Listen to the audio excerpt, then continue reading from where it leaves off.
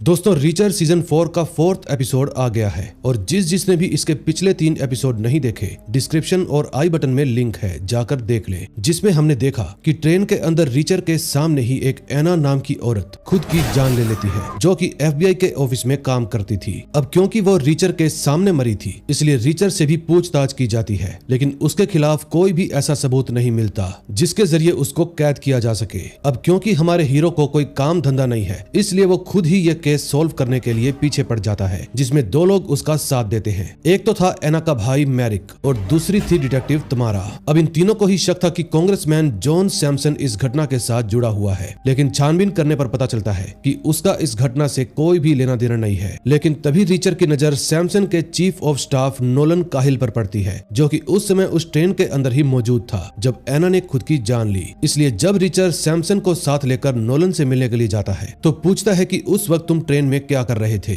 जब एना ने खुद की जान ली। लेकिन नोलन तो बिना कोई जवाब दिए ही बिल्डिंग से कूदकर खुद की जान ले लेता है। अब आगे 4th एपिसोड में हम देखते हैं नोलन की मौत के बाद वहां पर पुलिस और मीडिया दोनों ही आ जाते हैं। तभी एक रिपोर्टर सैमसन से सवाल जवाब करने के बाद रीचर से पूछती है कि क्या मैं आपसे बात कर सकती हूँ। रीचर उसको करारा जवाब देता है नहीं। फिर उसके जाने के बाद स्प्रिंगफील्ड कहता है, सर आपको ऐसी जगह पर नहीं रुकना चाहिए, आपके करियर के लिए सही नहीं होगा। फिर सैमसन उसको डांटते हुए कहता है कि ये मेरे लिए सिर्फ काम नहीं करता था, बल्कि मेरा 11 साल पुराना दोस्त भी था, इसलिए मैं कहीं नहीं जाऊंगा। फिर वो रीचर के पास जाता है और कहता है, मुझे बियर पीनी है, चलो मेरे साथ। दूसरी तरफ मैरिक, तमारा और रसल उसी बिल्डिंग के बाहर खड़े थे जहां से एना सीक्रेटली जानकारियां चुराकर भागी थी, लेकिन उन सब के पास अंदर जाने का कोई तरीका नहीं था, क्योंकि अंदर जाने के लिए सिक्योरिटी पास की जरूरत पड़ती है, जो कि एना के पास था। लेकिन अगर वो लोग उसका पास यूज करते तो 1 मिनट में पकड़े जाते, क्योंकि उसके मरने के बाद पास को ब्लॉक कर दिया गया होगा। अब उनको किसी जिंदा आदमी के पास की जरूरत थी।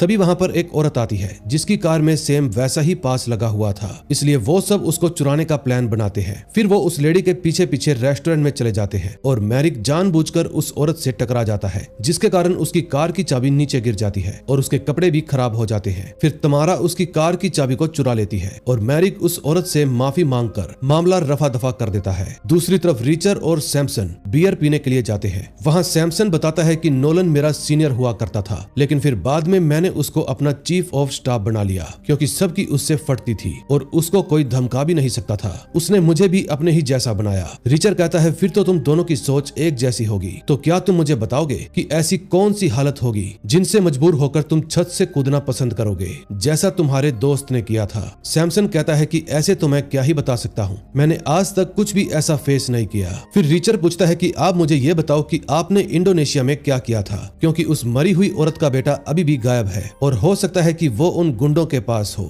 इस वक्त आपका सच ही उसको बचा सकता है। फिर सैमसन अपने लिए स्कॉच मंगवाता है और बताता है कि हमारे ग्रुप को वैज्ञानिकों के एक ग्रुप के साथ इंडोनेशिया भेजा गया था, कुछ पौधों का इस्तेमाल करके मलेरिया का इलाज ढूंढने के लिए। सरकार ने ऑर्डर दिया और हम चले गए। हमारा काम उन वैज्ञानिकों को सुरक्षित रखना था, जिसमें हमने वहाँ की लोकल सरकार से भी हेल्प ली। उस समय नोलन ही हमारा इंचार्ज था। अब क्योंकि हमें इंडोनेशिया सरकार की भी हेल्प चाहिए थी, इसलिए हमारी सरकार उनको मिलिट्री ट्रेनिंग देने के लिए तैयार हो गई, जिसका लीडर था जनरल रेजा पुत्रा। फिर हमने उनको हर एक पैतरा सिखाया, लेकिन जब मिशन खत्म होने के बाद हम वापस लौट आए तो पुत्रा आम जनता के पीछे पड़ गया और जिसने भी उसका विरोध किया उसने उसके पूरे गांव को मिटा डाला। बच्चे, बूढ़े और औरतें, उसने किसी पर भी रहम नहीं किया। वो अब दरिंदा बन चुका था। अगर ये बात लोगों के सामने आ गई कि पुत्रा और मैं एक साथ काम कर चुके हैं तो मेरा करियर खत्म हो जाएगा। अब तुम्हारी जो भी खबरी है उसको कहो, मेरा उससे कोई भी लेना देना नहीं है। फिर रीचर कहता है कि अब मैं वो ड्राइव भी ढूंढ लूंगा और वो वजह भी कि एना और नोलन ने खुद की जान क्यों ली। सैमसन कहता है, जरूर ढूंढो, मैं भी यही चाहता हूँ और अगर वो मिल जाए तो मुझे लौटा देना। लेकिन रीचर कहता है कि अगर आपको पता ही नहीं है कि उसमें क्या है तो आप उसको हासिल करने के लिए इतने बेताब क्यों हो, कुछ तो बात है। तभी आपने CIA को भी मेरे पीछे लगा दिया। सैमसन कहता है कि मैंने किसी को भी तुम्हारे पीछे नहीं लगाया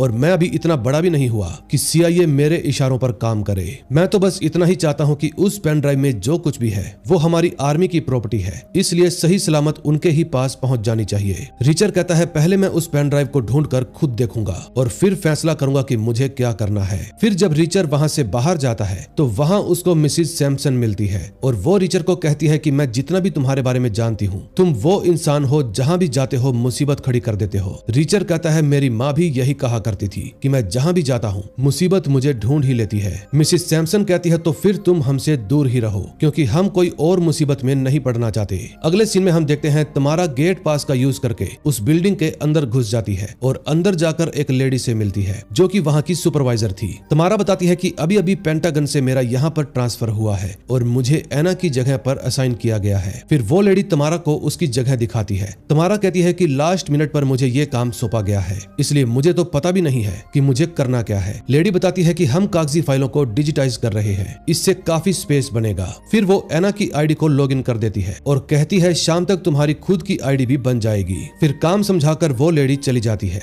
इस समय वही औरत जिसका इन लोगों ने गेट पास चुराया था वो भी वहाँ पर पहुँच जाती है, लेकिन उसको अपना पास कहीं भी नहीं मिलता। फिर वो सिक्योरिटी गार्ड को अपना नाम बताकर गेट खोलने के लिए कहती है, लेकिन गार्ड बताता है कि सिस्टम तो बता रहा है कि आप 10 मिनट पहले ही यहाँ पर पहुँच चुकी है। इस समय तुम्हारा सिस्टम की सभी फाइलों की जाँच कर रही थी और उसको एक ऐसी फाइल मिलती है जिसको डिलीट किया गया था, लेकिन तभी उसके पास मैरिक की कॉल आती है और वो कहता है कि जल्दी से निकलो क्योंकि पास वाली असली लेडी आ गई है। इतने में कुछ गार्ड्स उसको पकड़ने के लिए आ जाते हैं और वो खुद की जान बचाने के लिए भागने लगती है। तभी वहाँ के सिक्योरिटी अलार्म भी ऑन हो जाते हैं, लेकिन समय रहते तमारा बिल्डिंग से भागकर बाहर आ जाती है और अपने दोस्तों के साथ बैठकर चली जाती है। दूसरी तरफ रिचर भी पैदल ही शहर की तरफ जा रहा था, लेकिन इतने में FBI वाले उसको घेर लेते हैं। फिर रिचर उनसे बचकर भागने लगता है और भागते भागते उस जगह पर पहुंच जाता है जहां पर खराब बोर्ड्स को ठीक किया जाता था। फिर वो सभी एजेंट्स उसका पीछा करते करते वहां पर पहुंच जाते हैं और रिचर को ढूंढने के लिए फैल जाते हैं, लेकिन तभी एक एजेंट रिचर के हत्थे चढ़ जाता है और रिचर उसको बहुत मारता है। इतने में वहां पर एक और एजेंट भी आ जाता है, लेकिन वो तो सस्ते में ही निपट जाता है। फिर आता है तीसरा एजेंट जो हर बार रिचर के वार से बच रहा था, लेकिन बकरे की अम्मा कब तक खैर मनाएगी, कभी ना कभी तो बारी आएगी। फिर आता है चौथा एजेंट जो कि रिचर पर गोलियां चलाने लगता है, जिनसे बचकर रिचर बाहर भाग जाता है, लेकिन जब वो एजेंट बाहर आता है तो रिचर उसको भी काबू कर लेता है और खर्चा पानी दे डालता है। फिर रिचर उससे पूछता है बता तेरा क्या प्लान था। एजेंट कहता है वैन में डालकर तुमसे पूछताछ करने का प्लान था। फिर रिचर उसकी हथकड़ी निकालकर उसके हाथ पांव बांध देता है और उसके सामान को पानी में फेंक कर कहता है शुक्र करो तुम्हें पानी में नहीं फेंका। तभी कुछ देर बाद रिचर के पास तमारा का फोन आता है और वो बताती है कि मैंने वहां पर एक फाइल देखी थी जिसको पेपर से डिजिटाइज किया गया था और फिर पेन ड्राइव में कॉपी करके पेपर और डिजिटल फाइल दोनों को ही डिस्ट्रॉय कर दिया गया। रिचर कहता है कि अगर उस पेन ड्राइव में उन डॉक्यूमेंट्स की एक लौती कॉपी है तो हमें किसी भी हालत में वो पेन ड्राइव ढूंढनी होगी और हमारे अलावा जिसको भी वो फाइल चाहिए वो कभी नहीं चाहेगा कि हम उस ड्राइव को खोल कर देखें, वरना उनके सारे राज खुल जाएंगे। तभी ट्रैफिक जाम में फंसा होने के कारण मैरिक बड़बड़ करने लगता है। रिचर जब उसकी लोकेशन पूछता है तो समझ जाता है कि एना भी वहीं पास के ही सबवे स्टेशन से ट्रेन में चढ़ी थी। जरूर उस समय भी वहां पर ट्रैफिक होगा और एना के पास वक्त नहीं था। हो सकता है कि कोई उसका पीछा कर रहा हो या उसको कोई डेडलाइन मिली हो। अब मैं तुम लोगों को मॉरिस में मिलूंगा। अगले सीन में हम देखते हैं मैरिक और तमारा मॉरिस में पहुंचकर आपस में बातें कर रहे थे। मैरिक चिंता में था कि उसका भांजा ठीक तो होगा ना। फिर तमारा उसको हौसला देती है कि तुम चिंता मत करो, वो एकदम ठीक होगा। वैसे भी हमें अभी तक ऐसा कोई भी सबूत नहीं मिला जो हम सोचने पर मजबूर हों कि तुम्हारे भांजे की जान खतरे में होगी। इतने में रिचर भी वहां पर आ जाता है और इस मामले में अपनी फिलॉसफी झाड़ने लगता है कि ऐसा भी तो हो सकता है कि गुंडों ने तुम्हारे भांजे के बदले तुम्हारी बहन से वो पेन ड्राइव की डिमांड की हो और इतने वक्त में वो पेन ड्राइव हमें नहीं मिली तो एना के बेटे को मार दिया जाएगा और जब तुम्हारी बहन वक्त पर नहीं पहुंच पाई तो एना ने खुद को खत्म कर लिया। या फिर ऐसा भी हो सकता है कि तुम्हारी बहन के पास वो पेन ड्राइव थी ही नहीं और जब उसको यकीन हो गया कि उसका बेटा मारा जा चुका है तो उसने खुद की जान ले ली। उम्मीद है ऐसा ना हुआ हो, लेकिन ये काफी हद तक मुमकिन है। अब ये चारों ही अपनी अपनी सोच के हिसाब से कहानी बनाने लगते हैं। फिर वो इस बात पर अपना दिमाग चलाते हैं कि अगर एना के पास वो ड्राइव थी ही नहीं तो उसने कहां पर छोड़ी होगी।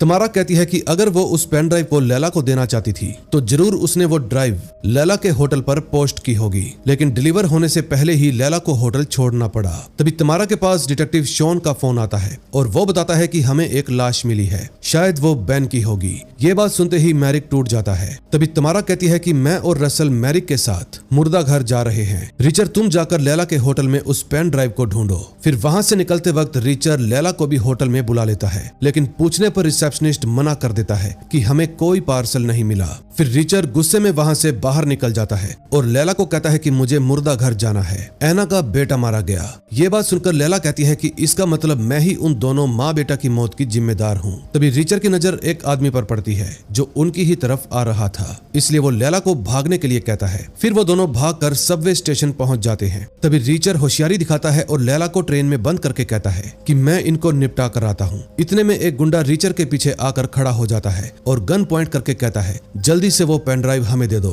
रिचर्ड कहता है वो पेन ड्राइव मेरी बाईं जेब में है, खुद ही निकाल लो। फिर जैसे ही वो गुंडा पॉकेट में हाथ डालने की कोशिश करता है तो रिचर्ड उसको धो डालता है। फिर वो उसकी गन छीनकर दूसरे गुंडे को भी टपका देता है, लेकिन तभी उन दोनों में हाथापाई होने लगती है। फिर रिचर्ड ट्रेन के आगे उसका हाथ कर देता है, जिसके कारण उसकी गन छूट जाती है और वो घायल हो जाता है। फिर रिचर्ड उससे पूछता है बता तुझे किसने भेजा है, लेकिन वो गुंडा जवाब दे पाता इससे पहले ही वो पटरी पर गिर जाता है और करंट लगने के कारण उसकी मौत हो जाती है। तभी उसको बाहर से पुलिस वालों की आवाज आती है, इसलिए वो जल्दी से दूसरे वाले गुंडे की पॉकेट में से उसका पर्स और फोन निकालने लगता है। इतने में पुलिस भी वहाँ पर आ जाती है, लेकिन रिचर्ड वहाँ से भागने लगता है। फिर वो प्लेटफॉर्म से नीचे उतरकर दूसरी तरफ चला जाता है और दीवार के साथ खड़ा हो जाता है ताकि ट्रेन से उसकी टक्कर ना हो। लेकिन जब ट्रेन वहाँ से निकलती है तो पुलिस वाले देखते हैं कि रिचर्ड भी वहाँ से जा चुका है। फिर रिचर्ड प्लेटफॉर्म के दूसरी तरफ पहुँच जाता है जहाँ पर कुछ बेघर लोग बैठे हुए थे। फिर वो एक आदमी से उसके कपड़े लेता है और कंबल ओढ़कर बैठ जाता है। फिर जैसे ही पुलिस वाले वहाँ से जाते हैं रिचर्ड भिखारी को उस गुंडे का पर्स और कुछ पैसे देता है और वहाँ से चला जाता है।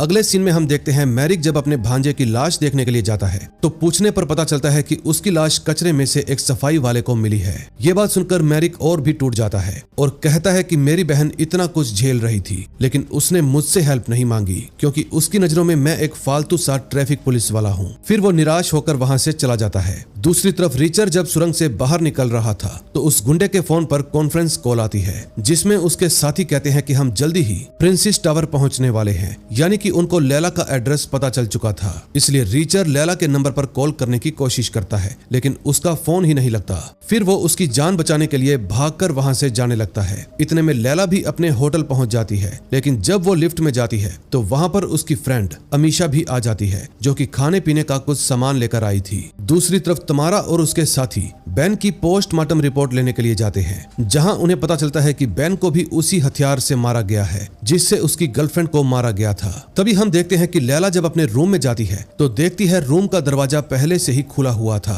फिर वो दोनों हिम्मत करके अंदर जाती है और देखती है कि उनके दोनों बॉडीगार्ड मारे जा चुके हैं। तभी रूम के अंदर से कुछ गुंडे बाहर आते हैं और पूछते हैं बताओ वो पेन ड्राइव कहाँ है। फिर वो सभी गुंडे अपना अपना चाकू निकाल लेते हैं। उनको देखकर लैला और अमीशा कहती है कि छुरियों से सब्जियां काटी जाती हैं। फिर वो दोनों ही अपना इंडोनेशियन नाइफ निकालती है जो मार्शल आर्ट में यूज होता है। दूसरी तरफ डॉक्टर बताती है कि जिस चाकू से बेन और उसकी गर्लफ्रेंड को मारा गया है वो एक खास तरह का गोल्ड चाकू है जो मार्शल आर्ट में यूज होता है, यानी कि हो ना हो बेन और उसकी गर्लफ्रेंड को लैला और उसकी फ्रेंड अमीशा ने ही मारा होगा। इस समय रिचर्ड भी भागता हुआ उस होटल में पहुंच जाता है, लेकिन जब वो कमरे के अंदर जाकर देखता है तो वहां उसे उन गुंडों की लाशें मिलती है। इतने में वहां पर पुलिस भी आ जाती है और रिचर्ड को गन पॉइंट पर ले लेती है, यानी कि इन सब की मौत का इल्जाम अब रिचर्ड पर ही लगने वाला था। अब हम नेक्स्ट एपिसोड में देखेंगे कि रिचर्ड इन लोगों से कैसे बचेगा। दोस्तों अगला एपिसोड नेक्स्ट वीक आने वाला है, सो जैसे ही वो रिलीज होगा मैं उसको लेकर आप लोगों के लिए हाजिर हो जाऊंगा। मिलते हैं नेक्स्ट वीडियो में। Till then